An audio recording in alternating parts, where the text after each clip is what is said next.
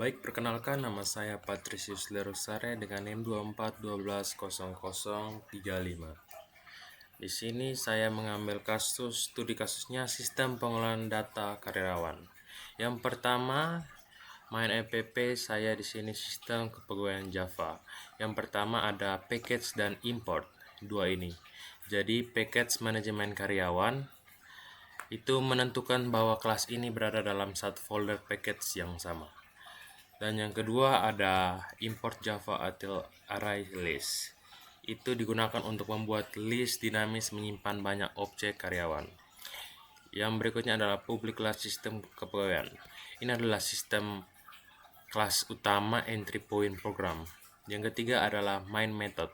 Main method di sini ada public static void string args. Metode pertama yang dijalankan saat program dimulai. Selanjutnya ada membuat list karyawan. Membuat list karyawan di sini array list karyawan. Ini penting. List ini bisa menampung semua turunan karyawan, contohnya karyawan tetap dan karyawan kontrak. Ini disebut polymorphis for him. Yang kelima adalah menambahkan data objek. Menambahkan data objek di sini ada daftar karyawan. Daftar karyawan di sini ada banyak di sini. Membuat objek baru dari kelas, data dimasukkan ke dalam list. Contohnya ya new karyawan, bla bla bla bla. Dan yang keenam ada header output. Header output di sini menampilkan judul laporan di terminal, variabel total gaji, double total pengeluaran gaji. Ada di sini perulangan data loop di sini for karyawan, mengambil setiap karyawan dari list disimpan ke variabel k. Method of reading. Method of reading di sini ada k tampilkan profil, itu dipanggil dari kelas turunan, isi berbeda tergantung jenis karyawan.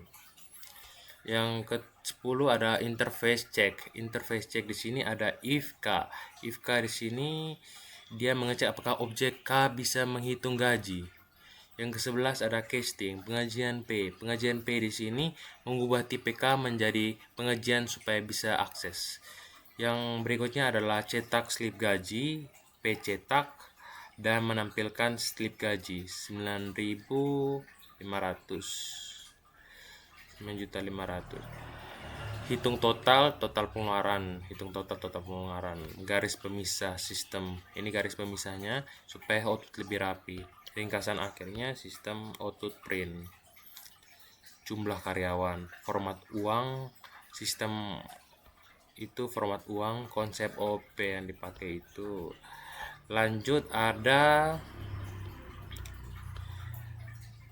karyawan. Karyawan di sini saya mengambil karyawan di sini ada dia sebagai superkelas karyawan. Package manajemen karyawan itu menandakan bahwa kelas ini berada dalam package yang sama dengan kelas lain. Deklarasi kelas ada public abstract class karyawan. Ini penting banget. Kelas ini tidak bisa dibuat objek langsung, hanya sebagai template dasar. Atribut. Ini adalah atribut privat atributnya. Kenapa harus atribut? Supaya data tidak bisa diakses langsung dari luar. Harus lewati metode getter atau setter. Yang keempat adalah konstruktor utama. Konstruktor utama di sini digunakan saat membuat objek. Selanjutnya ada konstruktor overload. Konstruktor overload public. Konstruktor overload di sini artinya ada dua konstruktor dengan parameter berbeda. Fungsi kalau jabatan tidak diisi, otomatis jadi staff. Lanjut ada abstract method. Abstract method di sini tidak punya di sini. Harus diimplementasikan di kelas turunan supaya setiap jenis karyawan mempunyai tampilan yang berbeda. Getter dan setter. Getter dan setter di sini mengambil data dan mengubah data. Abstract method gaji. Kelas turunan wajib punya metode ini. Lalu selanjutnya saya akan lanjut ke karyawan tetap. Karyawan tetap deklarasinya public class, karyawan extends, karyawan implement pengajian. Itu interrange mewarisi atribut dan metode dari karyawan. Implementasi pengajian harus menyediakan metode hitung gaji. Yang berikutnya adalah atribut privat double gaji pokok privat, double, tunjangan. Itu gaji dasar, tambahan, bonus, dan ciri khas karyawan tetap. Kontraktor. Kontraktor di sini publik karyawan. Ini kontraktornya. Memanggil kontraktor dari kelas karyawan. Dis gaji pokok itu mengisi nilai dari gaji dan mengisi tunjangan. Intinya saat objek dibuat semua data langsung diisi. Method overriding tampilkan profile. Method overriding tampilkan override. Di sini metode ini menggantikan metode dari paralel. Isi metode Java sistem ini mengambil data dari get karyawan, get nama, get jabatan. Ini berasal dari kelas karyawan. Metode hitung gaji. Metode hitung gaji di sini dia public double hitung gaji. Ini inti logika. Plain textnya gaji pokok ditambah tunjangan. Kenapa override? Karena setiap jenis karyawan punya cara hitung berbeda. Yang keenam ada metode cetak slip gaji. Metode slip gaji yang terakhir ini dia menjelaskan menampilkan slip gaji ke terminal memanggil hitung gaji. Selanjutnya ada karyawan kontrak. Karyawan kontrak yang terakhir ini saya akan jelaskan public kelas karyawan, extends karyawan pengajian ini sama seperti di atas.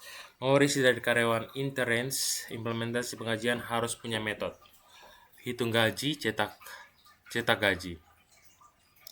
Selanjutnya ada atribut, privat, double. Ini sama kayak yang tadi saya jelaskan, bayaran per hari, jumlah per hari. Ini ciri khas karyawan kontrak.